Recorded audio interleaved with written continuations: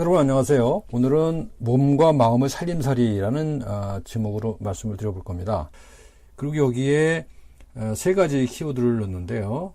살이, 살림, 놀이입니다. 그러니까 붙여서 얘기하면 몸살이, 몸살림, 몸놀이 이렇게 되겠습니다. 몸이라고 하는 것은 그것을 살아내야 하는 것이기도 하지만 동시에 우리는 어떤 능동적으로 그것을 살려내기도 합니다. 그리고 그 몸을 이용해서 뭔가 움직여서 놀기도 하죠. 원래 이 주제를 갖고 준비를 하고 있었습니다만 그 중간에 강남에 있는 코리아나 미술관이라는 곳에서 강연 요청이 있었어요. 그래서 증후군이라는 주제로 연중 강연을 하는데 그 중에 이제 한 꼭지를 맡아달라라는 요청이 있었습니다. 이제 그 자리에 이제 다른 몸과 관련된 다른 분야에 일하는 분을 한 명 초청해서 이제 같이 이야기 나눌 시간을 갖는다고 그래요. 그래서 이번에 이제 춤추시는 분을 같이 얘기를 했으면 좋겠다. 제가 제안을 해서 아마 그렇게 될 것 같습니다. 그래서 오늘은 몸살이, 몸살림, 몸놀이, 몸의 살림살이 이야기지만 결국은 이제 결론을 춤 쪽으로 갈 그런 생각입니다. 먼저 우리 춤의 기원이 어디 있나 생각을 해보십시다. 이 그림은 뭐냐면 몽골 벽화입니다. 그러니까 선사시대의 것으로 추정이 되죠. 최소 수만 년 된 그런 그림인데 벽화입니다. 근데 여기 그려져 있는 사람이겠죠, 당연히. 사람의 모습을 보게 되면 극도로 추상화되어 있습니다. 그렇죠? 구체적으로 그리지 않았어요. 그리고 그 어떤 뭔가 움직임이 중심에 있다고 하는 사실을 알게 되죠. 그죠? 뭔가 경쾌한 움직임입니다. 경쾌한 것일 수도 있고요. 또는 뭔가 공포일 수도 있고 그 감정은 정확히 모르겠습니다. 어쨌든 간에 몸을 움직인다고 하는 것은 이제 기본적인 아이디어인 것 같습니다. 이런 동굴 벽화를 가지고서 이제 현대 디자인 작가들이 일러스트레이터를 만들기도 해요. 아주 간단해요. 단순화시켜서 이 움직임들을 표현하고 있는 겁니다. 간추려서 이렇게 표현하기도 합니다. 이 표현 속에서 우리가 뭘 느끼느냐 하는 것이 이제 오늘 제가 중요하게 말씀드리고자 하는 건데요. 몸살이, 몸살림, 몸놀이가 들어가 있다. 살리고 살고 노는 그런 모습이 들어가 있다라고 하는 생각을 이제 지금부터 이제 할 겁니다. 근데 그 구체적인 사례가 필요할 것 같아서 가장 현대적인 사례 하나를 가지고 왔습니다. 에이미 멀린스라고 하는 분이 계신데요. 이분은 보시다시피 무릎 아래가 없습니다. 무릎 아래가 없이 태어나신 분, 태어날 때부터도 이렇게 태어났거든요. 그러니까 이건 아주 심각한 장애인이죠. 그런데도 불구하고 이분은 100m를 13초대에 뛴다고 그러죠, 아마? 어마어마한 육상 선수인 것이죠. 자기 본인의 의지만 가지고 된 건 아니죠. 탄소 소재로 만든 이 인공이라고 하는 이런 것이 없었으면 불가능했을 것입니다. 우리 몸이라고 하는 것은 그냥 그대로 수동적으로 받아들일 수도 있지만, 많은 사람이 그렇게 하지만, 멀린스처럼 이렇게 자기 몸을 적극적으로 살려내는, 그래서 그것에 어떤 새로운 기능을 부여하는 그런 적극적으로 살아내는 그런 것일 수 있다는 겁니다. 살려내는. 살아내는 것도 있습니다만 살려내는 거죠. 우선은 생존을 해야 되니까 살아내야 되겠습니다만, 그 다음에는 살려내는 겁니다. 자기 자신을 살려내는 거죠. 그래서 이런 거 있었고요. 또 이분은 육상 선수일 뿐만 아니라 탑 모델입니다. 탑 모델이에요. 그러니까 다리가 없는 여인이 탑 모델이 됐다는 것을 우리는 상상하기 어렵지만 실제로 이분은 그렇게 실현시키고 있습니다. 이분이 이제 말하자면 선천적 장애를 극복한다고 그러는데 저는 극복이라는 용어보다는 그거를 디딤돌 삼아서 새로운 자기를 만들어갔다는 거죠. 어떤 적극적인 몸을 살아내는 사례로 하나 가지고 왔습니다. 그래서 이분이 이제 이렇게 얘기를 하죠. 인류가 만든 가장 큰 역경은 정상이라는 개념이다. 정상이라는 건 없다는 얘기죠. 정상은 없다는 거예요. 그러니까 자기가 다른 사람이 볼 때 비정상으로 태어났지만 자기가 그걸 비정상이라고 받아들이고 살았다면은 지금의 멀린스는 없다라고 하는 거죠. 제가 이제 다른 강의에서 말씀드리는 건강은 없다라고 하는 개념과 비슷한 거라고 볼 수가 있을 것 같아요. 건강이라는 것은 없다. 그것을 우리가 특히 근대 사회에서 만들어낸 어떤 이상적인 목표지 건강이라고 하는 고정된 정체성이 있을 수 없다라고 하는 얘기입니다. 오늘 이야기는 이렇게 5개의 문장으로 제가 정리를 해봤습니다. 먼저 첫 번째로 몸과 마음은 둘이 아닙니다. 몸과 마음을 나누는 것이 일반적으로 알고 있죠. 그래서 몸에 속하냐 마음에 속하냐 우선 갈라놓고 얘기를 하죠. 신체적인 것이나 정신적인 것이냐 이렇게 흔히들 얘기하잖아요. 근데 사실은 가만히 들여다보면 그리고 또 현대 과학의 연구 성과들을 살펴보면 몸과 마음을 둘로 여기는 것은 이건 허구다. 라는 얘기입니다. 두 번째. 말씀드린 겁니다. 살고 살리고 노는 것이다. 몸살이, 몸살림, 몸놀이. 이게 이제 우리 몸에 대해서 이렇게 세 가지 차원으로 얘기할 수 있다는 거고요. 세 번째는 제가 오래전부터 얘기한 건데, 우리는 몸을 알고 살고 한다. 몸을 안다는 것은 지식이죠. 알미죠. 암. 그 다음에 산다고 하는 것은 경험입니다. 그 삶이죠. 근데 몸을 한다라는 것은 몸을 움직여서 뭔가 한다는 겁니다. 그래서 이것은 새로운 정체성을 찾아가는, 그러니까 머린스가 인공 다리를 이용해서 육상 선수도 되고 모델도 되는 그런, 또는 영화 배우도 했죠. 그런 그 새로움을 만들어 나가는 것, 그런 실천, 그것이 이제 함이다. 그래서 저는 세 번째로 암, 삶, 함을 이제 몸으로 규정을 했었습니다. 네 번째는 몸과 마음은 고치는 것이 아니라 끊임없이 새로워지는 것이다라는 겁니다. 우리는 보통 어디가 아프면은 병을 고친다라고 하잖아요. 근데 고친다라고 하는 말 속에는 우리 몸을 기계로 여기는 사유 양식이 내재되어 있습니다. 그러니까 이것을 고치면 정상으로 돌아온다는 생각이 있는 거잖아요. 근데 그렇지 않다는 겁니다. 내가 그 병을 경험하고 극복해냈을 때 그 결과는 이전의 정상적인 나가 아니라 새로워진 나다라고 하는 겁니다. 그래서 나는 끊임없이 새로워지는 것이다. 어떤 경험이라든가 또는 질병이라든가 또는 어떤 난관을 극복함으로써 그것을 해결함으로써 새로운 나가 되는 것이죠. 그것이 결국 뭐냐? 살루토제니시스라고 저는 봤습니다. 그 살루토제니시스라는 말은 살루트가 건강이라는 뜻이죠. 그러니까 건강을 만들어내는 겁니다. 생성한다는 겁니다. 건강을 되찾는 것이 아니라 건강을 새로 만들어내는 것이다. 라고 하는 것이 이제 오늘 아주 중심 주제일 것이고요. 그 과정 속에서 춤이라고 하는 것이 굉장히 유용한 활동이다라는 겁니다. 그래서 지금까지 얘기했던 네 가지 이 활동, 그것에 부합하는 최적의 활동이다. 건강과 행복을 이루는 최적의 활동이다. 라는 이야기를 오늘 할 겁니다. 자, 하나씩 좀 더 다시 뒤집어 보면요. 그래서 마음 플러스 마음을 모함이라고 봤거든요. 제가 이름을 잊어먹었습니다만, 국내 철학자가 어떤 분이 이런 말씀을 하셨었어요. 그래서 몸과 마음을 합쳐서 그냥 모함을 하면 되는데 왜 이렇게 나눠서 하느냐. 그런 말씀 하셨는데, 이해가 되는 말이죠. 그래서 몸과 마음은 둘이 아니다. 그 몸과 마음이 발음이 비슷하잖아요. 그죠? 그래서 미음이 붙은 말들은 되게 원초적인 거예요. 엄마, 맘, 뭐 이런 걸 할 때 다 그렇잖아요.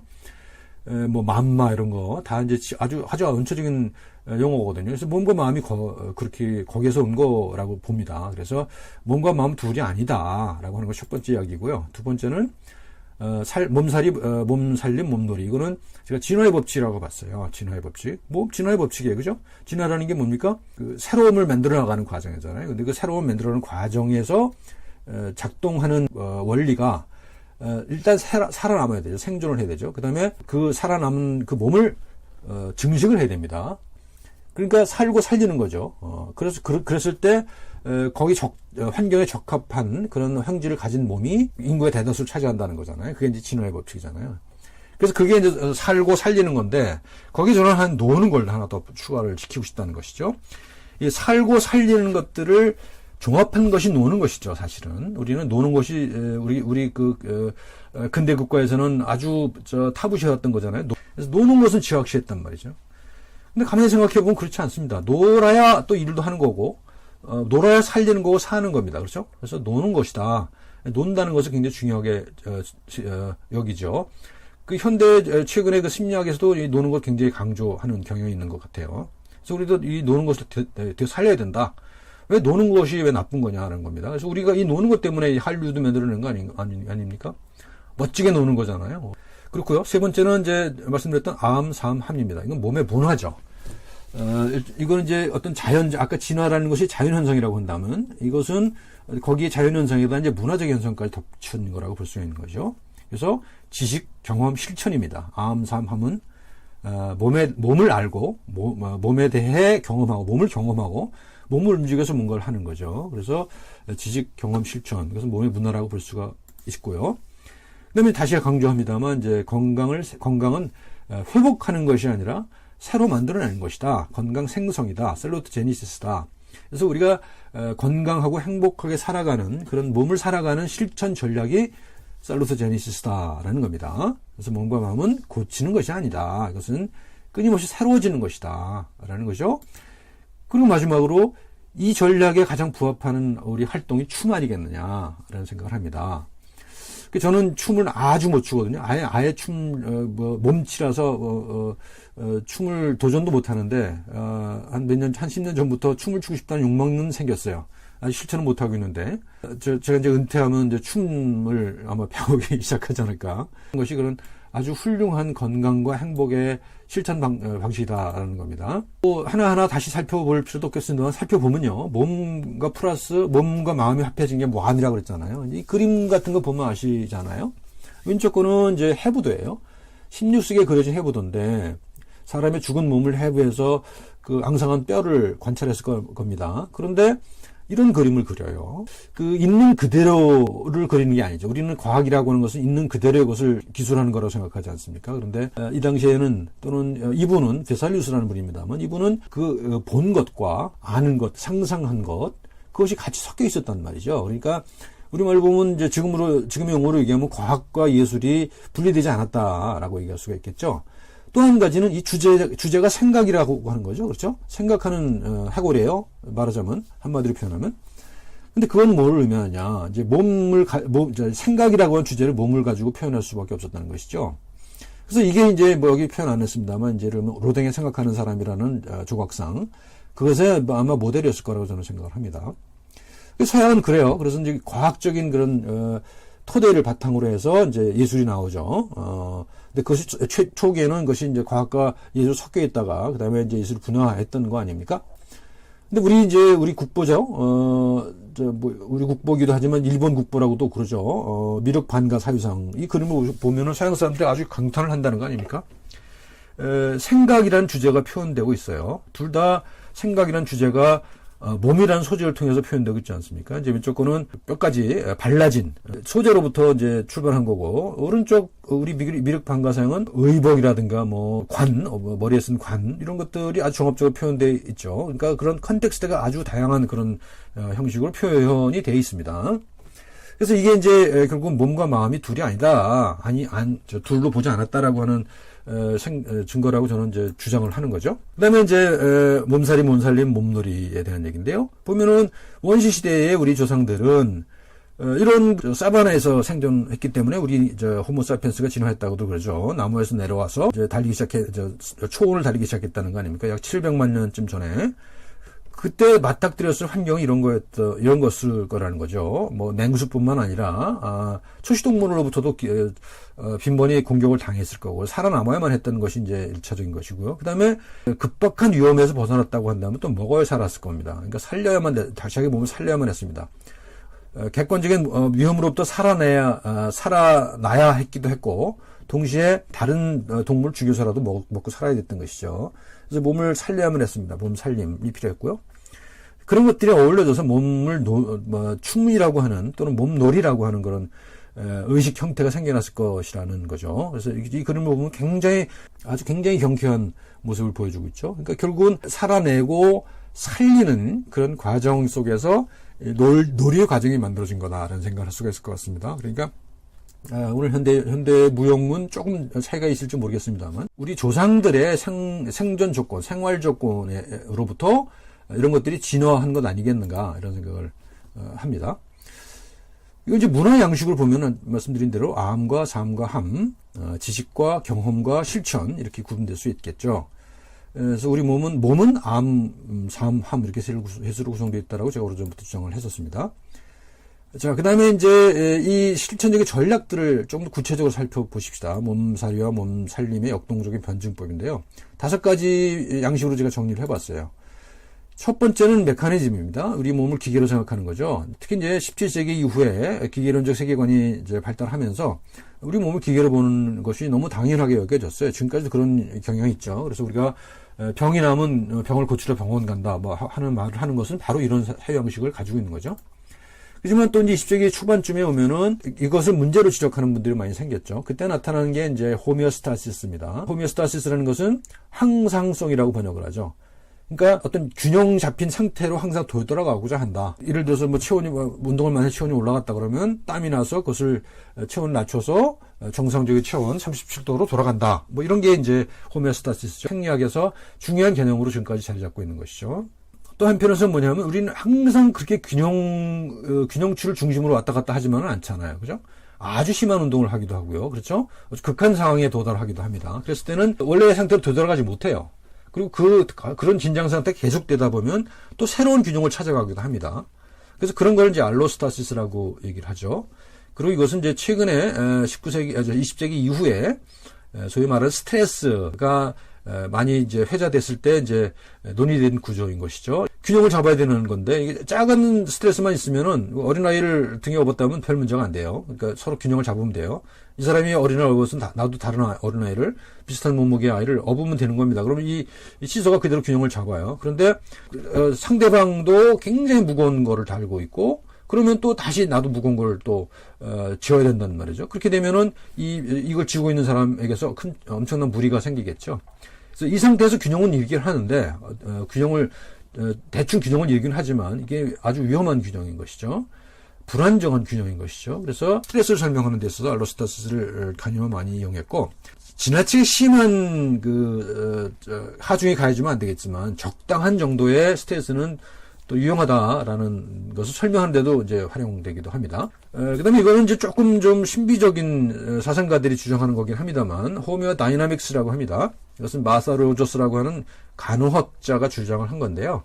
우리 몸뿐만 아니라 우리는 우리 몸을 둘러싸고 있는 자연 환경 또는 사회 환경, 문화 환경과도 아주 긴밀한 연결을 가지고 있다고 해요. 관계망을 가지고 있고, 그것이 서로 역동적인 균형을 이루고 있다. 그래서 호미오 다이나믹스라고 주장을 하기도 했죠. 그리고 이제 제가 마지막으로 주장하고자 하는 살루토제니시스, 건강 생성 모형입니다. 건강 생성 모형은 내 몸이라고 하는 것만이 그 대상이 되는 것이 아니라는 거죠. 내가 뭐 예를 들어서 어떤 뭐 질병 상태에 돌입했을 때 그 질병에 도입하게 된 원인도 그렇고, 거기서 벗어나려는 전략도 그렇고, 그냥 내 몸만을 대상화해서 봐서는 되지 않는다는 거죠. 그래서 보면 내가 환자이잖아요. 환자이면은 내 건강을 보살펴주는 의료인이 필요한 것이고요. 또 그 의료비를 지불하는 뭐 건강보험공단이랄지 이런 지불자가 필요한 것이고요. 또 나 혼자 알 수가 없어요. 내 가족, 또 내 동료들. 건강이라고 하는 것은 메커니즘에서 망가진다기보다는 우리 주변을 둘러싸고 있는 관계망을 통해서 끊임없이 새롭게 생성해야만 하는 것이다 라고 하는 뜻을 가지고 있습니다. 건강이라고 하는 것은 어떤 질병 과정과 질병에서 벗어나는 건강의 생성 과정이 조화를 이룬 거라고 볼 수가 있는 것이잖아요. 그래서 이제 건강이 이루어진다고 그래요. 근데 제가 어떤 인터넷에서 따온 자료입니다만, 여기 이제 건강을 스트렝스닝이라고 그랬어요. 강화라고 그랬거든요. 근데 저는 이 말이 옳지 않다고 생각합니다. 건강은 강화하는 게 아니죠. 강화하는 게 아니라 개선하거나 또는 새로 만들어 나가는 것이다 라는 개념을 가진다고 생각합니다. 이 스트렝스라는 개념은 여전히 이 속에 메커니즘의 관념이 포함되어 있는 거라고 생각을 하기 때문에 그렇습니다. 그래서 이제 이 5가지 방식, 몸살이, 몸살림, 몸놀이 5가지 방식을 정리하면 이렇습니다. 메커니즘에 갖고 생각을 했었단 말이죠. 그 다음에 그러니까 이제 여기는 메커니즘이라고 하는 것은 어떤 생적 균형이라기보다는 어떤 뭐 기계적 작동 방식 을 중심에 놓고 생각하는 거잖아요. 그런데 이제 여기 생리적인 개념이 도입되면서 호미오스타시스, 이건 항상성이라고 번역이 되죠. 항상 같은 성질. 본래 정상이라고 얘기할 수 있는 그런 성질을 돌아온다라고 하는 겁니다. 근데 이제 말씀드렸던 대로 항상 거기 돌아오지는 않는다는 걸 알게 되죠. 그래서 알로스타시스, 이상성이라고 하는 그런 새로운 상태에 대한 가정을 하게 되죠. 그래서 이게 스트레스라고 하는 것과 관련이 있는 겁니다. 그래서 어떤 스트레스가 가해지면 지속적으로 강도 높게 가해지면 이제 그 균형이 깨져버리죠. 하지만 가볍게 가해지면 어떤 새로운 질적으로 다른 새로운 균형 상태를 찾아가는데도 도움이 된다는 겁니다. 그래서 이제 알로스타시스가 있었고요. 그 다음에 또 한쪽에서는 호미오 다이나믹스, 항동성이라고 얘기할 수 있을 것 같은데요. 항상 역동적으로 움직인다 라는 겁니다. 우리 생리 현상이라는 것은 항상 변하는 것이지 어떤 정상 상태라는 것은 뭐 상정하기 어렵다라고 하는 이야기를 했었습니다. 근데 상당히 신비주의적인 요소가 있어서 학계에서는 많이 활용되고 있지 않는 개념이긴 합니다. 그리고 결국은 이제 살루토제니시스, 건강 생성이라고 하는 개념으로 이제 설명하기 시작한다는 것이죠. 그래서 오늘 이제 크게 우리는 이제 그 대중 담론에서 많이 논의되고 있는 것이 메커니즘과 살루토제니시스라고 볼 수가 있습니다. 우리 사유방식 밑바닥에 여전히 메커니즘을 강조하는 그런 사유방식이 남아있는 것이죠.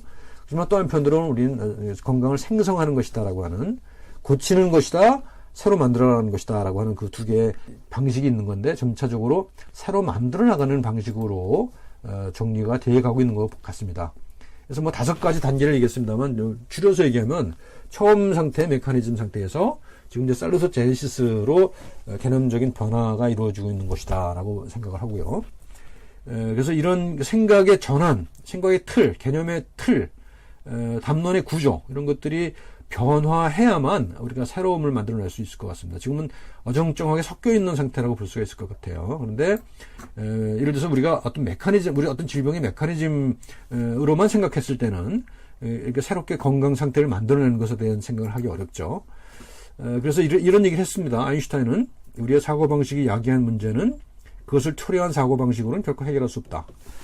그러니까 고전역학에서 이제 상대성 이론으로 간 거죠, 이 사람이. 그러니까 그 고전역학의 사유양식을 극복했기 때문에 갈 수 있었다는 얘기죠. 그런 거고, 우리 역시 마찬가지로 메커니즘적 사유에 내몰려 있다고 한다면 건강을 생성하는 데는 셀러스 제니시스의 그 단계로 넘어가기 어려울 거다. 사유양식을 변화해야 한다라고 하는 얘기를 하는 겁니다. 건강이라고 하는 말은 헬스라고 하는 말이잖아요. 이것은 원래 힐이라고 하는 말과 홀이라고 하는 말이 같이 들어가 있는 것이죠. 근데 치유한다는 것과 전체성을 회복한다라고 하는 것이 같이 들어가 있는 거거든요. 서양에서 그렇습니다. 그리고 그런 그 과정에 이루는 거는 단순한 메커니즘이 아니다라는 겁니다. 그 비유로 이제 심장 박동수의 변화를 기록한 그래프를 제가 가져와 봤는데요. 위에 거는 편편하죠. 왔다 갔다 하죠. 아주 정상적입니다. 아주 짧은 범위 내에서 왔다 갔다 합니다. 심장 박동수가요. 근데 밑에 거는 굉장히 불규칙하죠. 굉장히 불규칙하게 오르락내리락 합니다. 어떤 게 심장 환자하고 어떤 게 건강한 사람의 박동수겠냐 보면요. 항상 일정한 게 심장병 환자라는 거죠. 정상적인 건강한 사람의 심장 박동수는 이렇게 항상 오르락내리락 한다는 겁니다. 왔다 갔다 한다는 겁니다. 불규칙하다는 겁니다. 저도 이제 그런 경험을 했습니다. 예를 들면 이제 피트니스 센터 가서 운동을 합니다. 그러고 나서 맥박스를 기록을 해보죠. 그러면은 단순하지가 않아요. 운동할 때는 맥박이 별로 안 올라가더라고요. 운동하고 나서 1분, 2분, 5분 지나면은 그때부터 막 맥박이 올라가는 걸 보고서, 우리 몸이 이렇게 작동하는 거구나 하고서도, 느꼈던 적이 있었거든요. 그러니까 이렇게 불규칙하게 움직이고 있어야, 그래야 어떤 예기치 않았던 상황이 발생했을 때 거기에 대처할 수 있다고 하는 거죠. 그러니까 이게 바로 뭘 의미하는가 하면, 이 심장이 이렇게 불규칙하게 뛴다고 하는 이야기는 우리가 그러니까 우리가 몸놀이를 하는 이유를 설명해 주는 거라고 저는 상징적으로 그렇게 생각을 합니다. 우리가 그렇게 끊임없이 춤을 추고 있어야 거기 어떤 예기치 않았던 상황이 발생했을 때 그 상황에 대응할 수 있는 그런 동작이 나온다는 겁니다. 그것이 심장과 비슷한 거죠. 춤추는 심장과 우리 춤추는 몸. 비슷하게 연결지어서 생각할 수 있을 거라고 생각을 했습니다. 인터넷을 뒤지다가 춤추는 장면들을 모은 그림을 3개를 뽑아왔는데요. 너무 이쁘지 않습니까? 아주 아름다운 그런 3개의 그림을 가지고 왔고요. 이렇게 이제 도식화해서 표현하기도 합니다. 그리고 인터넷에 보니까 이런 동영상도 있어요. 몸 이야기를 했는데요. 결국은 몸 이야기로 시작해서 결국은 춤 이야기로 정리를 합니다. 춤을 춥시다. 저도 은퇴 이후에 내 몸을 살리고 내 몸을 살아내는 데 있어서 춤이라는 행동이 굉장히 중요해질 거라고 저는 느낍니다.